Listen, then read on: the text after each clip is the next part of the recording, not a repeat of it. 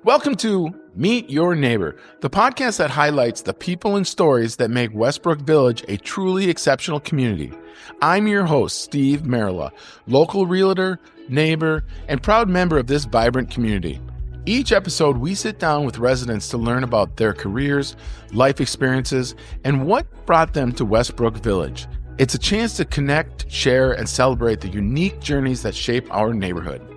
Thanks for tuning in. And now, let's meet your neighbor.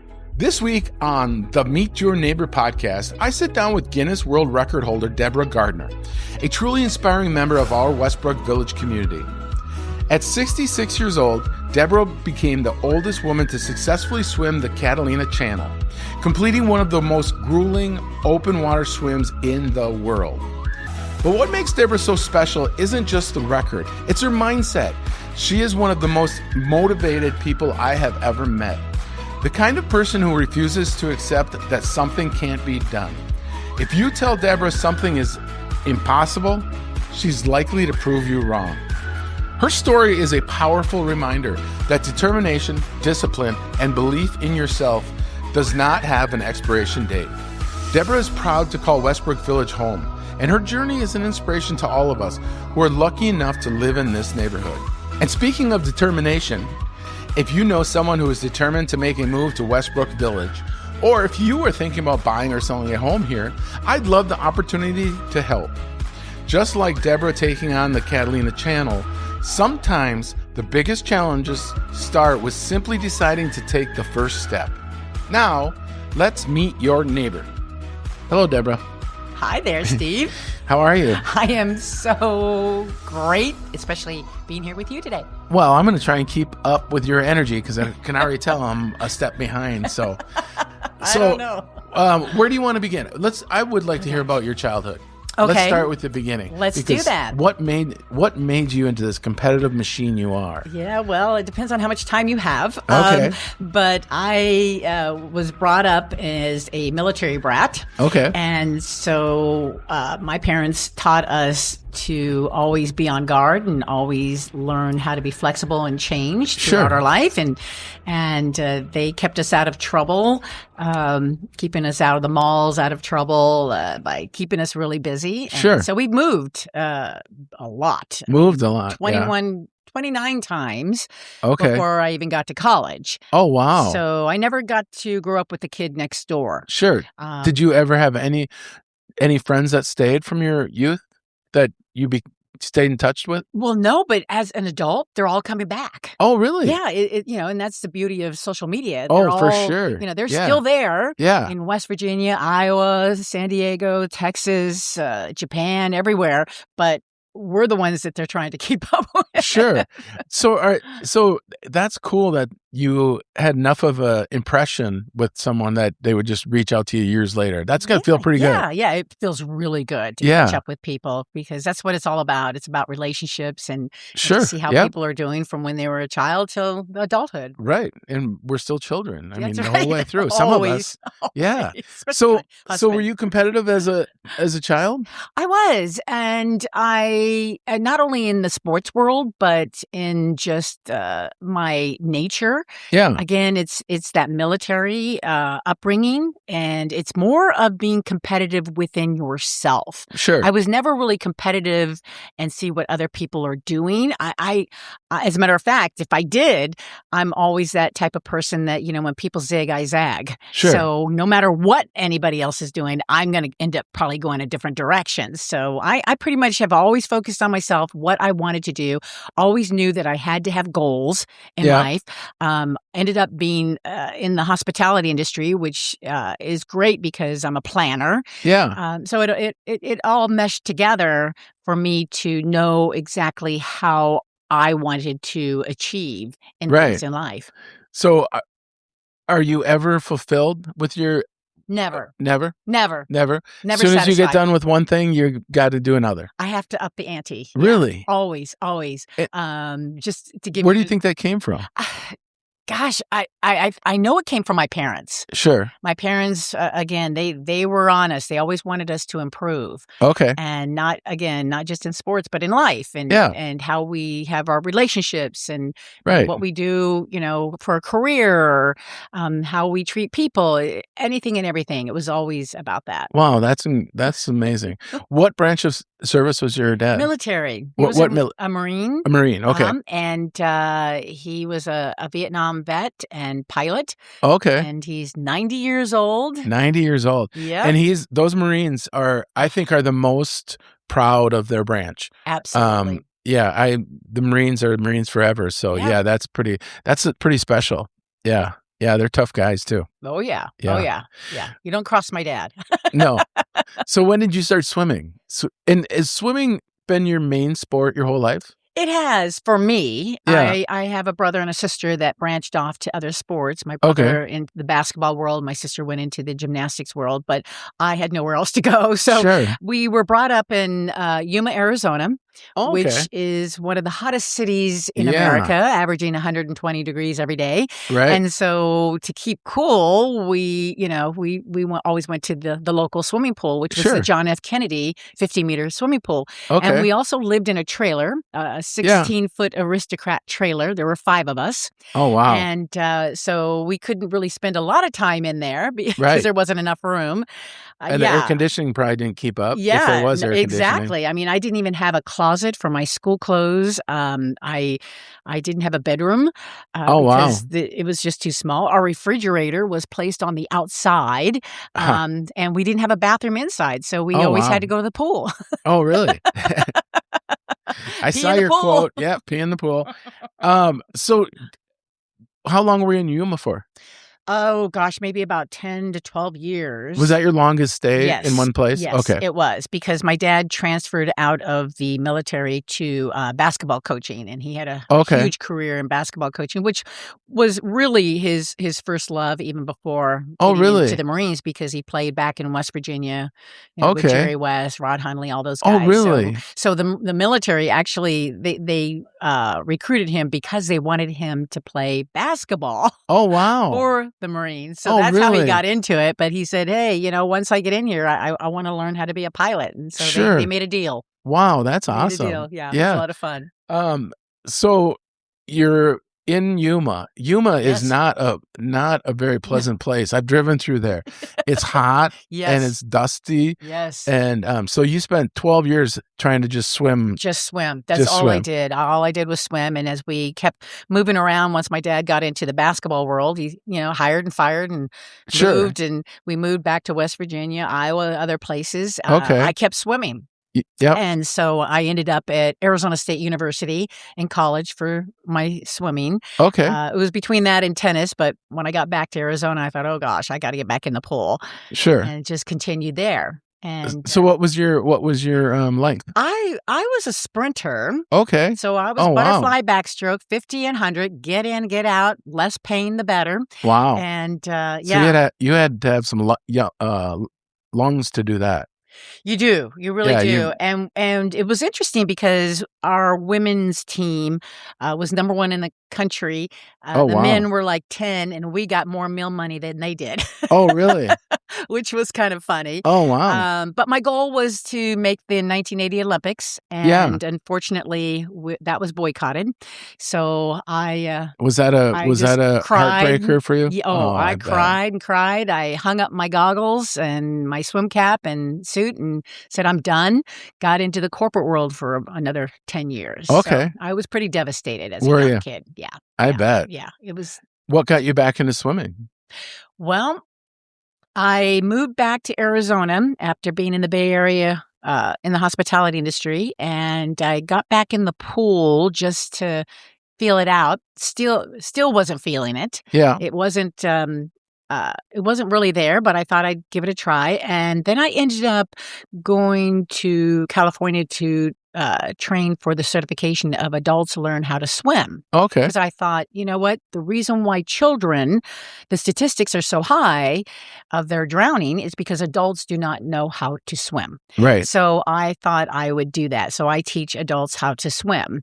And that way they can get in the water, feel comfortable with their grandkids, their kids, that kind of thing. And it's been really fun. So when I was at that training, I met a woman who had these tattoos on her back, and I asked them what they were, and it turns out it was the Triple Crown, which means you swim Catalina, the Manhattan 20 Bridges, and English Channel. And I said, that's my goal. So you've done Catalina. Yes, but my goal was to have the tattoo, not to swim Catalina. But yes, 4 months ago, I was able to swim Catalina, and so gracious of the community, Westbrook Community Magazine, Judy and all them, letting me to be for the first time. I've always wanted to be a cover girl, so they put me on the cover of the magazine, which was really sweet of them. I love our community. And yes, I actually was able to swim it. It took me 13 hours, 5 minutes, and 12 seconds to be exact. Wow. And I remember every second of that swim. So, okay, I want to know a little bit about swim. Is that all right? Oh, absolutely. So, when did you start training for it? Well, I kind of look at it like this, Steve. I've been training since I've been 7 years old. Sure. Is the way I look at it. Even though it was a different format, it was in a pool, it was a sprinter. Training for running or biking, it's the same thing. You just up the miles and the hours, and eventually it gets you there. And that's exactly what I had to do. I had to start learning how to train longer, not faster, which is nice at my age, but because the whole goal is really to finish. Right. And so I've spent a lot of time. And here in Arizona, that's hard to do. Even though we have over 300 lakes I can choose from to swim in, I still need to get to the ocean. So I had to split my time between the pool, the lake, and the ocean as much as possible for the last year and a half is where I picked up the whole workout and strength training included. So how long of a run? I ran a couple marathons, and I remember that, you want to get up to 16 miles to run 26 or whatever. How long of a run or a swim have you done since?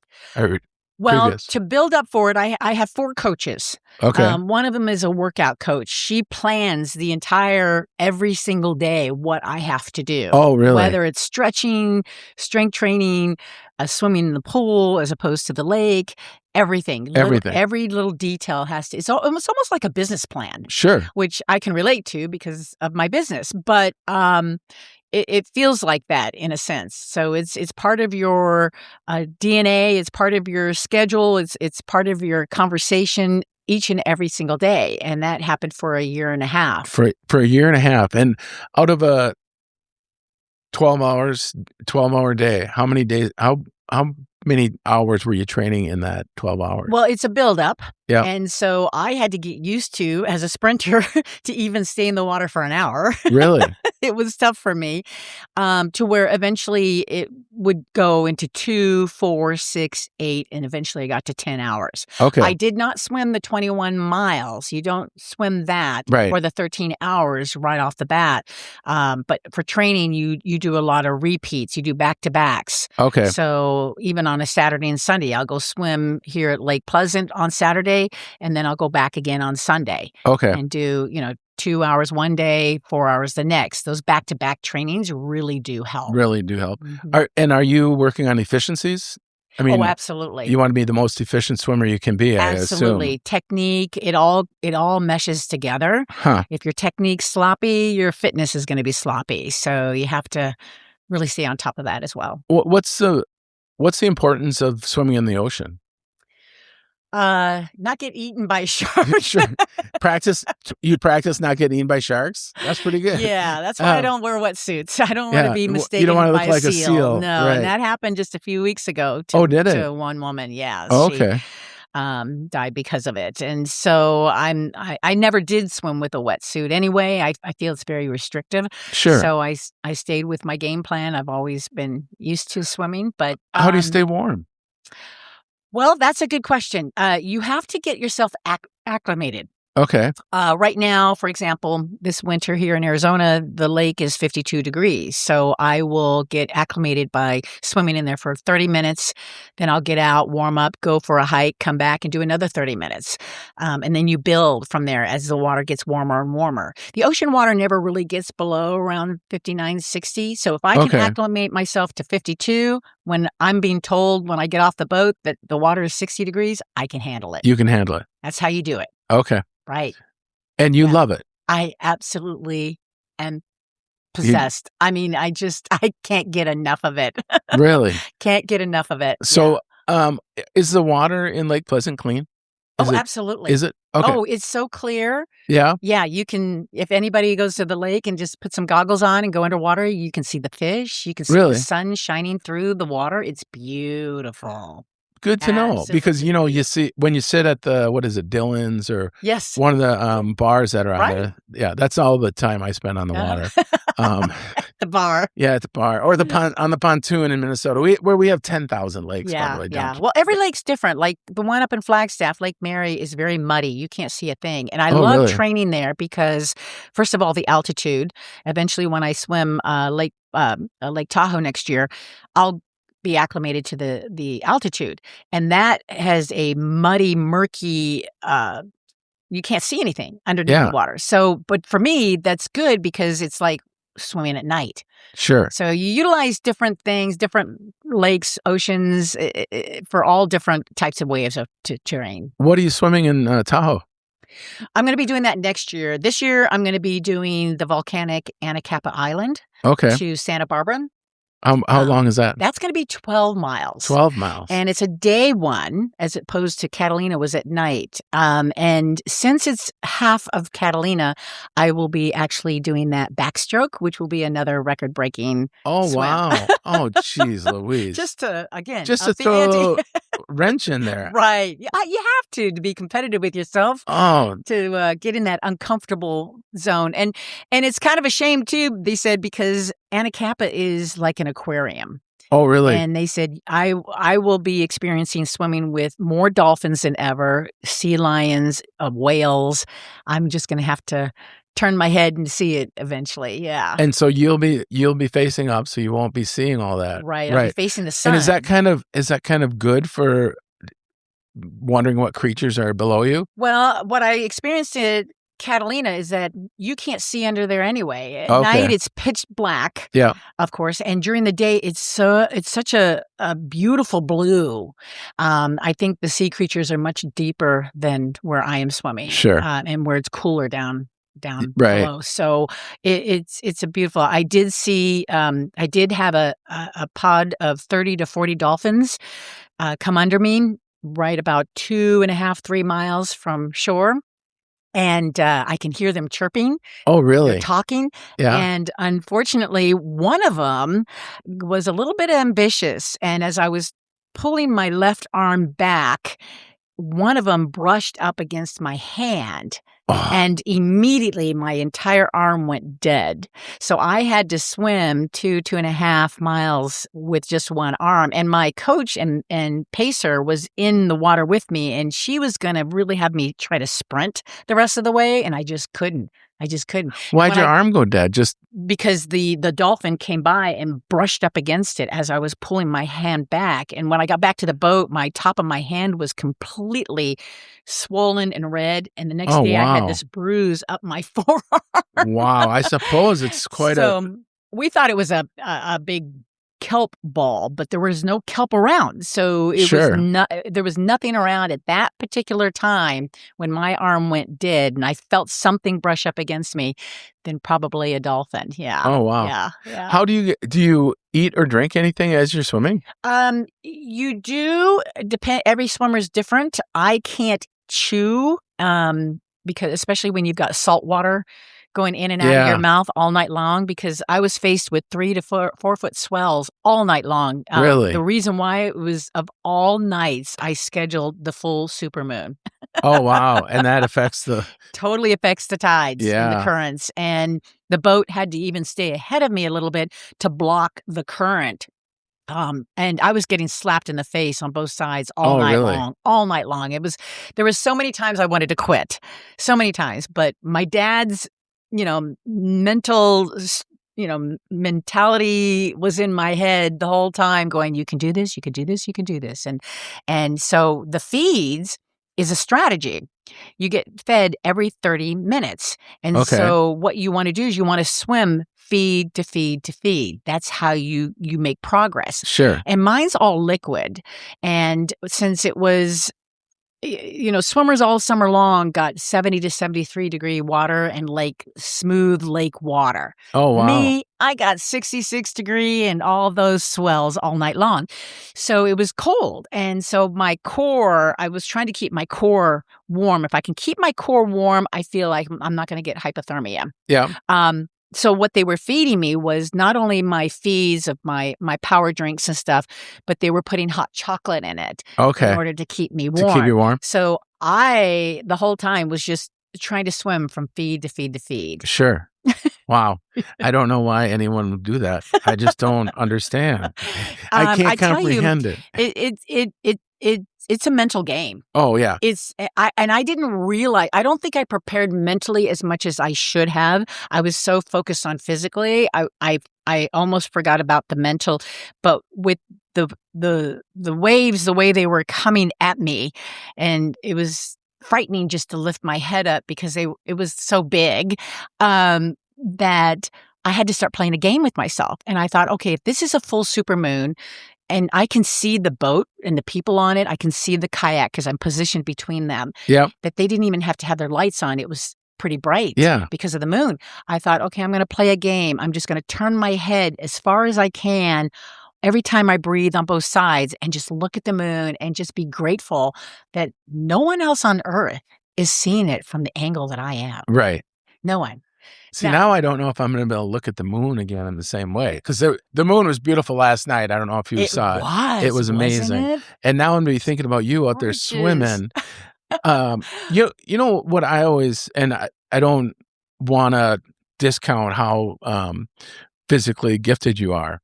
But there's something about, I see a man that can do 100 pull-ups. Right. I can see a woman that does this, and for me, a man relate to my body, that there's only really my mind keeping me from doing anything. Right. I mean, I know you're physically gifted and you're a great swimmer, but a lot of people could do what you can do physically. Yes. But they can't do it mentally. Yes. And so, I mean, when they talk about 95% mental, this is really a game. I mean, I know what it was like to finish a marathon and to tell yourself, I'm not going to walk or whatever it is. Yeah. And does that carry over to other parts of your life that you feel mentally superior? Like, I can do anything? Yeah. That's a very good point. I'm glad you brought this up because I know there are other swimmers can do what I can do. Right. But they don't. Right. And maybe they're not crazy. It's just, it's just that, exactly. Exactly. They're not as crazy as I am, but I really do believe it has that mental thing that comes into play. I'm going on 67, and people are like, okay, why are you doing this at 67? Because you can. Because I can. Yeah. And if you can control your mindset, you can do anything. I know. You really can. And even with, I also hear some people, maybe people are listening to this now going, yeah, but I got a shoulder problem. I got a knee problem. And even the physical gets in the way. I tell you what, I was supposed to have 2 partial knee replacements. 2 doctors telling me that. Yeah. Until I got into the cold water, no problem anymore. Really? The inflammation is completely out of my body. Wow. So you can find ways to work around. There's swimmers that have really bad shoulders and their mental, is just shot now because they're like, I can't swim. Well, you know what? You can get in the water and you can kick. Right. There's these, pull buoys and kickboards and, there's other tools and equipment and ways of doing things. You just got to tell your mind, hey, look, and it does carry into my work as a professional motivational speaker. I Right. speak to, 500 to 1,000 people, and that's one of the scariest things people do as Sure. well. Yeah. But I use that. I use Right. that energy, and I use that mindset to go, hey, you know what? If I can just turn one person around and make their day, Right. that was a successful talk. Is your husband as motivated as you are? No. Is he the yin to your yang? No, Jerry is he's a construction guy, so Okay. he's very matter of fact. Okay. But I know I motivate him. Sure. I get him up in the living room and dance once in a while. Do you? Yeah. Well, and it's sometimes you see these I don't mean power couples in the traditional term, but people that are both highly motivated and they're super competitive. I mean, it's hard I find that it's, at least looking in, it's hard to see how they really connect because they're both so competitive. Right. And there's couples in Westbrook that I know that are so competitive that I mean, do you guys talk when you get home? Because it's just brutal on the pickleball court or on the golf course, So yeah, it's probably nice to have a little more laid back that someone that doesn't have to. Because he tones me down when I need to be toned down, and I tone him up when he needs to be toned up. But opposites do attract, and you should, as long as you appreciate where they're coming from and where their standpoint of view is, it's okay. Yeah. We've had to learn to do that, but I didn't get married till I was 40. Oh, Literally, really? I never wanted to get married. I was having way too much fun in the hospitality industry. Sure. And so when Jerry came along, it was like, no, I don't want to get married. But by then, I am who I am. Right. And he is who he is. Right. So it's not like we were 20 years old and we had to grow into this this type of personality it's there's something special about getting married later. You know what you want. Yes. And absolutely. And you're not afraid to, when you're young and you're right. I was married before, and when I got married to my current wife, who has saved my life, she's wonderful. We were able to say, here's what I want out of this marriage. What do you want? Right. And, more so me, because I'm the communicator. She's, we spent the first two months we got married at 6 months of knowing each other. Oh, wow. I proposed at 5 months or 5 weeks, but she would come home from work every day, and I would talk about my day, and she wouldn't talk about her. She goes, it's boring. I'm like, no. I said, you have to talk about what happens in your life. We have to share. And so I've helped her grow in that way, and she's helped me grow in many, many other ways. Right. But yeah, that's good. She was the only child in Norwegian, and I used to call it the double-edged sword of non-feelings, non-emotion. So yeah. It's good to be opposite and grow with each other. It really is. So, gosh, I just find swimming so hard. And do you ever think about being a coach for people that want to be better swimmers? I've tried that. I love teaching adults how to swim, but that's about it, because I love swimming so much. I would be jealous of being on deck and not being in the water. Not being in the water. Yeah. And it's been fun because I belong to the USMS and my parents do too. And I've traveled with my parents to go to the Senior Olympics. Wow. Oh yeah. And watching my older dad and mom swim. And that's awesome. It's really cool. It's really cool. They've been the biggest cheerleaders all my life, and I couldn't have done it. We didn't grow up, with the training funds that a lot of Olympians have. I just had to deal with what I had in front of me. And if you love something so much, you will find a way. You will. I've had people come up to me or friends, and they say, I want to really be in good shape. I go, no, you don't. Because if you did, you would. Right. Because it's a choice. I mean, and I say it to myself, if I would love to be in great shape, but I also love to eat and enjoy life. And so it is a choice. And you just continually make that choice to push yourself. Right. And dreams don't age. But comfort is not a life plan.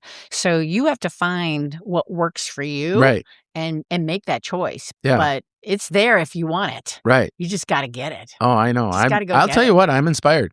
I'm good.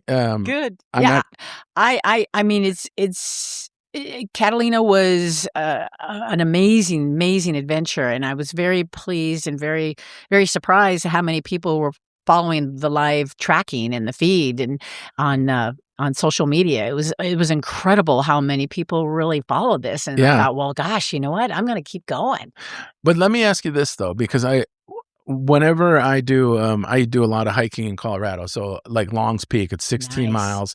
You're out there for 16 hours, and the whole way down until you get to your car, you're saying, I will never do this again. And then you start planning the next trip. Yep, and it's just, you do. is that, so when you got done with that swim, did you say, I am never doing this again? Or did you have that moment, or do you just go on to the next one? Well, what happened is I was talking to one of my coaches and I said, I feel depressed after this now. Yeah. She said, that is very typical. Sure. It's like having a baby postpartum, it's like, you got to go through those emotions. Right. And she said also that it's going to take a while for you to digest this and kind of come to terms that you actually did this. Yeah. And she was right. It wasn't like right after Christmas when I thought, holy crap, I did do this. Right. And I'm ready to go again. Huh. So yeah, you got to give yourself some time and give yourself some grace. Right. And just be blessed with what the experience was and decide if you want to go again. And chances are you will. Yeah. You will do it again. I can't wait. I mean, I can't wait to see what you do. You're 67 years old, or you're turning 67. I'm turning 67 in July. I know. I'm not pushing it too. I'm not pushing you out there. 66 and a half. Right. But I can't wait to see what you do for the next 10 years, because it just seems like it's not going to stop. It's not. As a matter of fact, there's other swimmers from around the world that have been reaching out now that I've been able to land the Guinness, and they said, just keep on going. As a matter of fact, Andy Donaldson, which is one admirer of mine, he and I are working together. He conquered the Ocean 7 in 1 year. Oh, wow. And yes, he's 30, probably. Yeah. Well, so explain what the Ocean 7 is, because I'm acting like I know what it is. Well, I'm still learning it too. Okay. It's the Cook Strait in New Zealand. It includes the Catalina. So I've got one down. Yeah. English Channel. There's the one in Hawaii. I mean, they're all around the world. Why does the English Channel seem so scary? I don't know, but they're saying Catalina is scarier than English. Okay. Because you have to swim at night. Okay. Whereas English, you start around 4 a.m. So I don't know why. It's just the big kahuna. Yeah. But the original Triple Crown is the Bristol, English, and there's one other straight Cook. That's the original. But okay. I'm still going to go for it. But by next year, when I do the 21-mile Lake Tahoe, that will be the California Triple Crown. So I'm going for the California Triple Crown, the original Triple Crown, the English Channel Triple Crown, oh my gosh, and the Ocean 7. You have so much work to do. You know what? There's a lot of water out there. Yeah. A lot of ocean to swim. How cold is Lake Tahoe? That does not, I spent time in Lake Tahoe. Yeah, they say it's around 57, 59. Oh, really? It gets that? There. Wow, I didn't think it would get that warm. It's but I tell you, I know we have 2 pools in Westbrook, and they're around 80 to 90 degrees. I know. And I tell you, it's the worst thing that we can be swimming in. Really? Yes, it can cause heart attacks. Wow. Another excuse for me not to swim. Thanks. Well, I know people want to get in there and they want it bath water, Yeah. But the purpose of getting in the pool is to work out and to move. And if you move, you will warm up. Yeah. And talking about, again, the inflammation coming out of your body, I really believe our pools should be a lot cooler. Low 70s, definitely. Okay. So I've said I was going to do this for since I moved here in 2022. I said I was going to go home and swim just in the lake.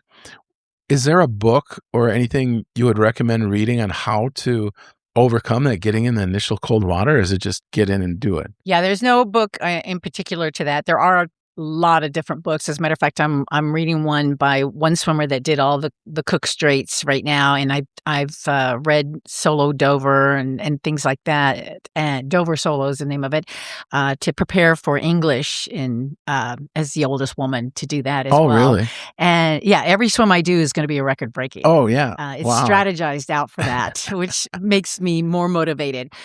Did you wait for this point in your life to get that record? It just happened to be. Just and happened. And then now you're like, well, hold on a second. Hey, the universe. Light bulb went off, and you said, I am in my prime. When I met my mentor, Diana, when she had the 3 swims on her back as a tattoo, I said, you know what? That's what I want. I want a tattoo. Really? I want a particular tattoo.